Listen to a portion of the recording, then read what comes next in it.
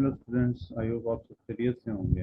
हमारा next lecture Boolean law के बाद है बूलियन अलजेब्रा। बूलियन लॉज में हमने चार हमारे जो लॉज थे वो डिस्कस किए थे, जिन्हें हमने फिर ट्रूथ टेबल के ज़रिए प्रूव भी किया, जिसमें एसोसिएटिव लॉ था, distributed law, De Morgan law and so on. तो अब नेक्स्ट जो हमारा एक मूव है वो है बूलियन अलजेब्रा में के मैप की तरफ। के मैप क्या है, इसका फुल फॉर्म क्या है, तो वो आज हम देखेंगे। चलिए देखते हैं। मिनिमाइजेशन ऑफ बूलियन फंक्शन, यानी अब आपको यहाँ पे समझ आएगी कि हम के मैप क्यों यूज़ कर रहे हैं, तो उसी का इंट्रोडक्शन है, इंट्रोडक्शन पार्ट है।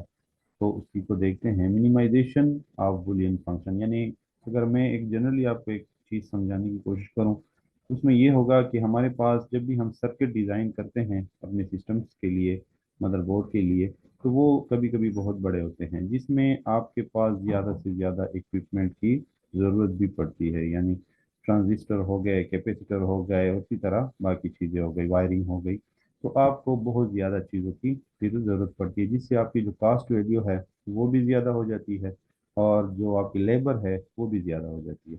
तो उसी चीज़ को हम मिनिमाइज कर देते हैं।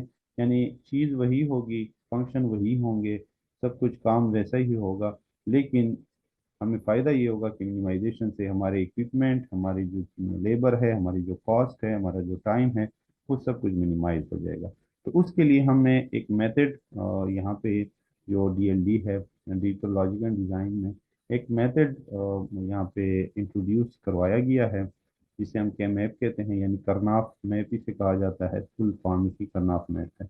तो उसके ज़रिए हम ये मिनिमाइजेशन करते हैं। और इस मिनिमाइजेशन का फ़ायदा ये होता है कि हमारी जो एक सर्किट डिज़ाइन है, उसके लिए जो हमारे पास जो एक्सप्रेशन है, वो एक्सप्रेशन हम मिनिमाइज कर दें, छोटी कर देते हैं।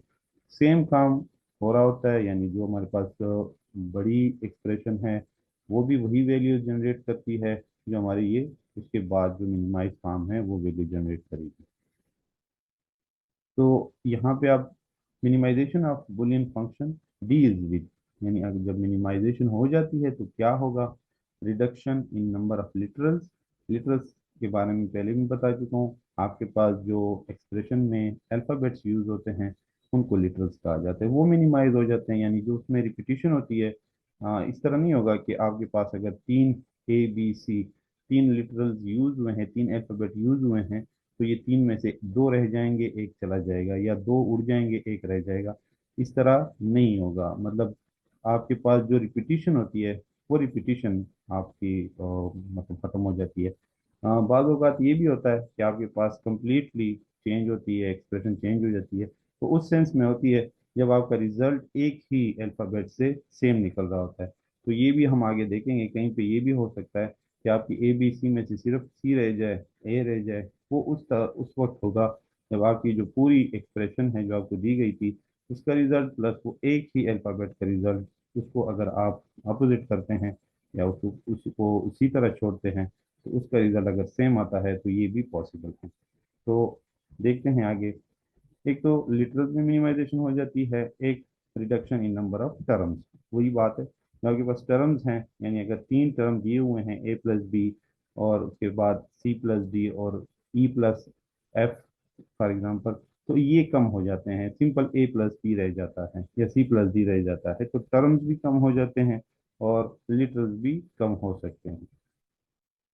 Minimization is achieved through manipulating expression. Manipulating basically कहते हैं किसी चीज़ पे प्रोसेस करने को, ठीक है, वर्क करना, प्रोसेस करना।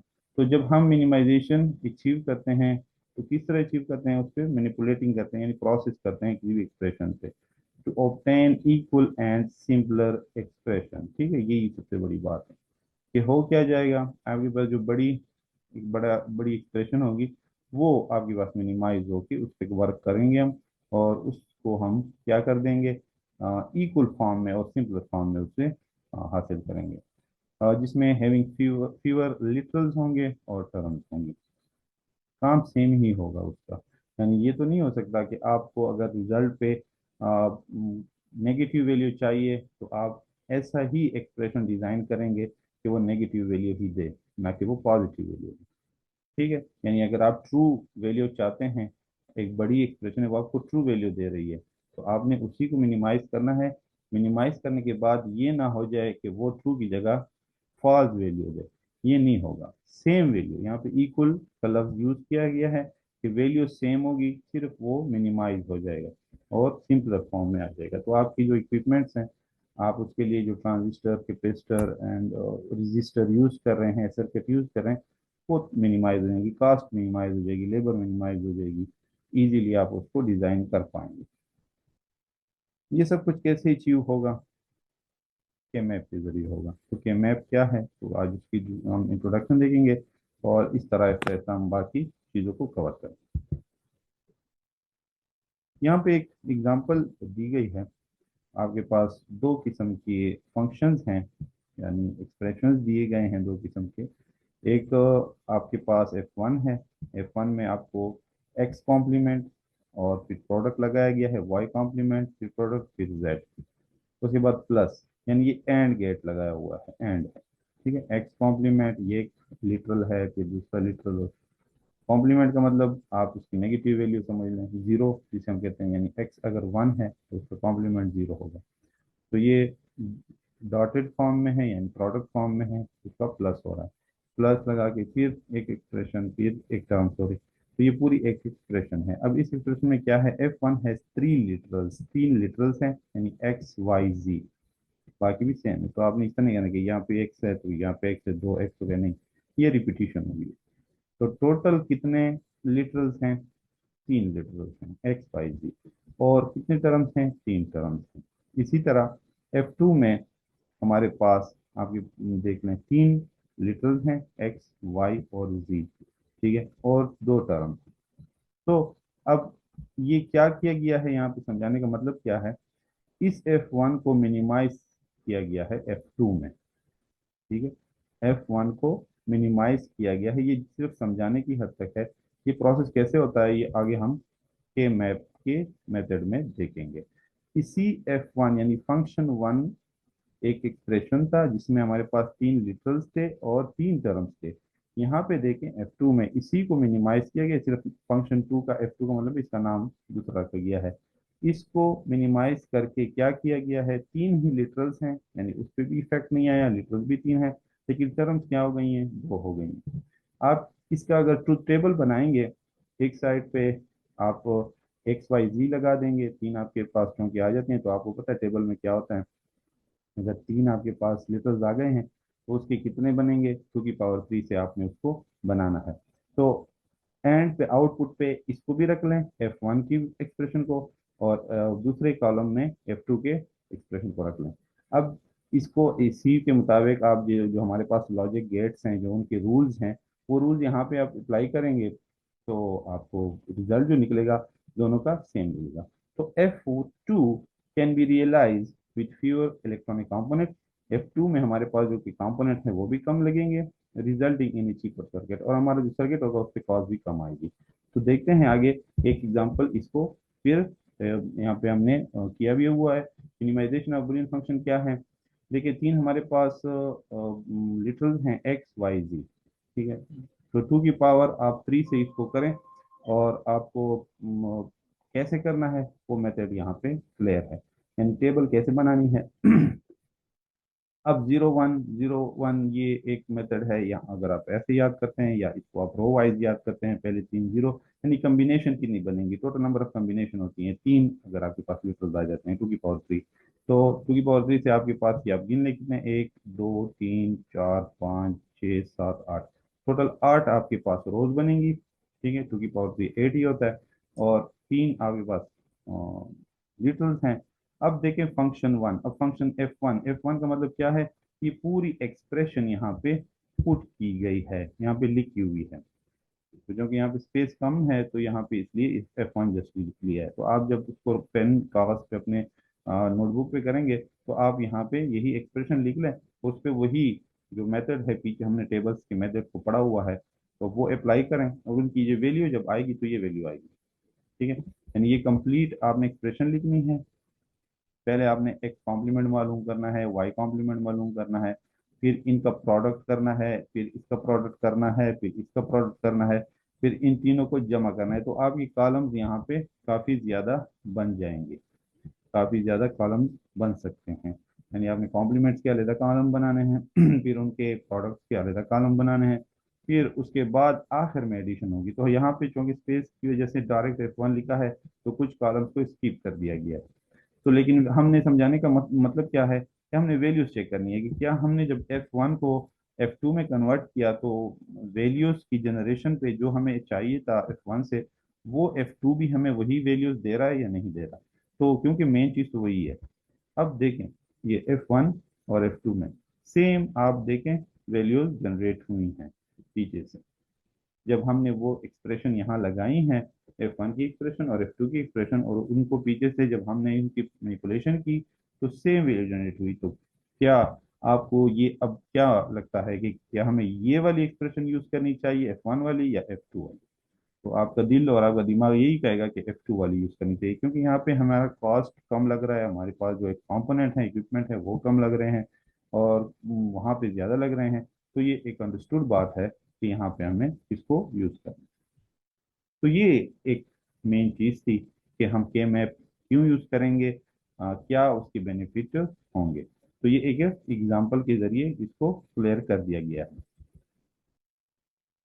के मैप क्या है, जिसे हम फुल फॉर्म में करनॉफ मैप भी कहते हैं और शॉर्ट फॉर्म में इसको के मैप बोलते हैं। तो ये क्या है, method to simplify the Boolean function. आपके पास जो बूलियन एक्सप्रेशन होते हैं उनको सिंपली मिनिमाइज करना, उनको सिंप्लीफाई करके दे देना आपको, आप उसको फिर इम्प्लीमेंट करें जब भी आप सर्किट डिजाइन करें। In many digital circuits and practical problems we need to find expression with minimum variables. Literals को वेरिएबल्स भी कहा जाता है।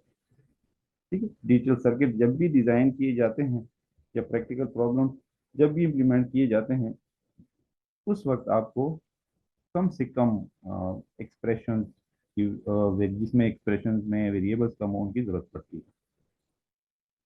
KMAP is a graphical or table-like representation that provides systematic method for simplifying the Boolean expression। ठीक है, Boolean expression को एक method के जरिए, एक सिस्टमेटिक मेथड के जरिए, एक सीक्वेंशियल फॉर्म में, एक डिटेल्ड फॉर्म में इसको आपको ये काम करके देता है, एक ग्राफिकल फॉर्म में, टेबल की फॉर्म में। तो आप उसके जरिए क्या कर लेते हैं, एक एक्सप्रेशन को, बुलियन एक्सप्रेशन को सिंप्लीफाई कर लेते हैं। वी कैन मिनिमाइज, ये सिस्टमेटिक लफ्ज इसलिए यूज किया गया है कि ये एक प्रॉपर फॉर्म में, यानी एक तो मेथड यूज किया जाता है, कोई मतलब इस तरह रफ फॉर्म में नहीं होता, इसका प्रॉपर सीक्वेंशियल मेथड होते हैं, स्टेप बाय स्टेप इसको जाना पड़ता है और ये आपको मिनिमाइज करके देता है। We can minimize Boolean expression of 3-4 variable very easily using K-map without using any Boolean algebra theorem। यहाँ पे बूलियन अलजेब्रा थ्योरम्स का भी जिक्र किया गया है कि जब भी आप 2 या 3 या 4 वेरिएबल यूज करते हैं तो वहां तक आपका के मैप बहुत बेहतरीन काम करता है। यानी A B C और D, तीन से या 2 3 4, एक से भी आप कह सकते हैं, लेकिन एक के लिए जो कि हम नहीं कहते। तो 2 वेरिएबल, 3 वेरिएबल और 4 वेरिएबल जहाँ पे आ जाते हैं, वहां पे के मैप बेहतरीन तरीके से इसको मिनिमाइज करने की ताकत रखता है। लेकिन अगर इससे बढ़ते हैं तो फिर आपको बूलियन अलजेब्रा थ्योरम्स की तरफ जाना पड़ता है और उसके जरिए करना पड़ता है। तो यहाँ पे चूंकि हम के मैप को डिस्कस कर रहे हैं, तो के मैप हमारे पास 2 3 और 4 ज्यादा से ज्यादा वेरिएबल तक ही इजीली चीजों को मिनिमाइज कर देता है, एक्सप्रेशन को मिनिमाइज करते हैं। तो हम इसी को ही फॉलो करेंगे। के मैप कैन टेक 2 फॉर्म। ठीक है, सम ऑफ प्रोडक्ट, एक को कहते हैं एसओपी। आपके पास एक्सप्रेशन या तो सम ऑफ प्रोडक्ट की फॉर्म में होगी, ठीक है, यानी जो पीछे हमने एग्जांपल की, हमें प्रोडक्ट दिया गया था, उसका सम हो रहा था, या तो उस फॉर्म में होगी और या फिर सम ऑफ प्रोडक्ट में होगी। यानी यहाँ पे दो शक्लों में आपके पास एक्सप्रेशन आ सकती है और आप उसको मिनिमाइज करेंगे। तो के मैप टेक करता है 2 फॉर्म, सम ऑफ प्रोडक्ट को या तो आपने एक्सप्रेशन के मैप में डालनी है तो वो उसको मिनिमाइज कर देगा, या प्रोडक्ट ऑफ सम, POS से कहा जाता है।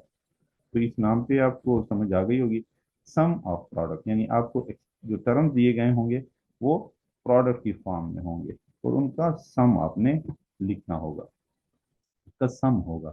उसके बाद दूसरा जो हमारे पास एक एक्सप्रेशन होगी बुलियन की, वो सम फॉर्म में होगी। तो product of sum A plus B इस तरह, और फिर डॉट लगा होगा, ठीक है, फिर दूसरी टर्म होगी। इसी तरह यहाँ पे आपके पास ए डॉट बी लिखा होगा, और प्लस उसके बाद लगेगा, और उसके बाद नेक्स्ट टर्म होगी। तो दो फॉर्म में हमारे पास के मैप को हम एक्सप्रेशन देते हैं। उसके बाद we fill grid of K map with zeros and ones, then solve it by making groups. यहाँ पे आपको थोड़ा सा भी समझ शायद उस लेवल पे ना आए, तो आगे जब हम एग्जांपल्स की तरफ जाएंगे तो इंशाल्लाह वहाँ पे आपको मजीद भी समझ आएगा। तो जो हमारे पास एक मैट्रिक्स बनेगा, या जो टेबल बनेगी, उसमें आपने जीरो और वंस को फिल करना होगा। जीरो वंस को भी फिल कर सकते हैं, और हम अल्फाबेट्स को भी यूज कर सकते हैं, तो वो हम आगे मेथड्स देखेंगे। ये मेन रूल्स हैं के मैप के, जिन्हें हम अपने नेक्स्ट लेक्चर में फिर पढ़ेंगे, को लर्न करेंगे। पार्ट हमारे पास यहाँ पे रूल्स हैं, इन रूल्स के मुताबिक के मैप डिजाइन किया जाता है। इन रूल्स से अगर आप हटेंगे तो आपका के मैप आपको जो वैल्यू देगा वो इनकरेक्ट होगी। तो ये रूल्स क्या हैं, ये फिर हम इंशाल्लाह अपने नेक्स्ट लेक्चर में देखेंगे। आप इस चीज़ को थारोली स्टडी करें, पिछले जो लेक्चर हैं उनको भी आप थारोली स्टडी करें, क्योंकि ये चीज़ें एक दूसरे से जुड़ी हुई हैं।